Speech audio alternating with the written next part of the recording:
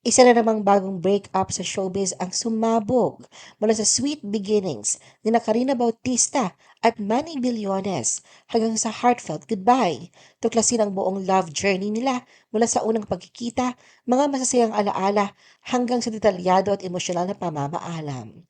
The Philippine Showbiz List presents detalye sa hiwalayan ni na Karina Bautista at Manny Villones. Karina introduced her non-showbiz boyfriend, Manny, to the public. Kasabay ng pagdiriwang ng Valentine's Day, opisyal na pinakilala ng Pinoy Big Brother alumna na si Karina Bautista sa publiko ang kanyang non-showbiz boyfriend na si Manny Villones, ang captain at coach ng Philippine Men's Ice Hockey Team. Sa episode ng Magandang Buhay noong February 14, 2024, ibinahagi ni na Karina at Manny ang kwento ng kanilang mahigit isang taon na relasyon. Ayon kay Karina, nagsimula ang kanilang pagkakakilala dahil sa kanyang interes sa ice hockey. Si Manny ang naging coach niya nung nagsisimula pa lamang siya mag-training sa nasabing sport at siya rin ang namuno sa pagsasali ng women's team noong panahong yon. Dahil dito, madalas sila nagkakasama sa ice rink kung saan unti-unting nabuo ang kanilang ugnayan. Hindi raw inaasahan ni Karina na mauuwi sa isang romantic relationship ang kanilang samahan na nagsimula lamang bilang coach at trainee. Sa simula, aminado si Karina na nakaramdam siya ng kaba at pag-aalinlangan kay Manny dahil akala niya ay suplado ito, kaya dalawang isip pa siyang kausapin siya. Samantala, kaagad namang nahumaling si Manny kay Karina sa unang pagkakataon pa lamang na makita niya ito. Hindi rin niya alam na isa pala itong celebrity, dahilan upang masigurado niyang walang impluensya ng kasikatan ang kanyang naramdaman. Para sa kanya, humanga siya kay Karina bilang isang ordinaryong tao na may kakaibang interes sa ice hockey. Makalipas ang ilang buwan, nagpa siya si Manny na pormal na yayain si Karina sa kanilang unang date. Naging memorable ang kanilang unang pagkikita matapos siyang malate na kinailangan pa niyang bumili ng maisusuot. Sa kabila nito, naging maayos at masaya ang kanilang date na sinimulan sa simpleng pagkain sa labas at nauwi sa isang mas mahabang hapunan. Manny spoke proudly of Karina's independent nature. Ibinahagi rin ni Manny kung gaano siya ka-proud kay Karina dahil sa pagiging independent ito sa buhay. Ayon sa kanya, hinahangaan niya kakayahan ni Karina na tumayo sa sariling paa at alagaan ang sarili kahit hindi sila laging magkasama. Nagpapasalamat din si Manny dahil nauunawaan ni Karina ang kanyang pagiging abala sa training bilang atleta at coach.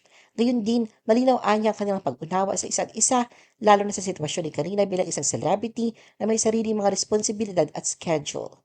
Para kay Manny, mahalaga ang balanse sa kanilang relasyon, ang pagiging matatag at independent ni Karina, habang nananatili pa rin siyang handang sumuporta at umalalay tuwing kakailanganin siya. Karina and Manny face relationship challenges. Inamin ni na Karina at Manny na ilang ulit nang sinubok ang kanilang relasyon na sa mga negatibong komento at papabatikos na ibinabato sa kanila. Ayon sa kanila, may mga pagkakataong kinikwestiyon pa ng ilang netizen ang pagiging totoo ng kanilang pagmamahalan. Ibinahagi ni Karina na may mga komentong nagsasabing umano'y may ibang motibo siya sa kanilang relasyon at iniuugnay pa ito sa yaman ni Manny, lalo na dahil sa pangalan nito. Gayunpaman, mariin niyang itinanggi ang mga paratang at tiniyak na malinaw sa kanila pareho na hindi totoo ang mga ito. Dagdag pa ni Karina, patuloy niyang pinapaalalahanan si Manny na huwag magpadala sa mga nababasa sa social media at huwag bigyang pansin ang mga negatibong komento, lalo na kung alam nilang walang katotohanan ang mga ito. Para sa kanya, mahalagang manatiling matatag at magtiwala sa isa't isa sa kabila ng mga pagsubok.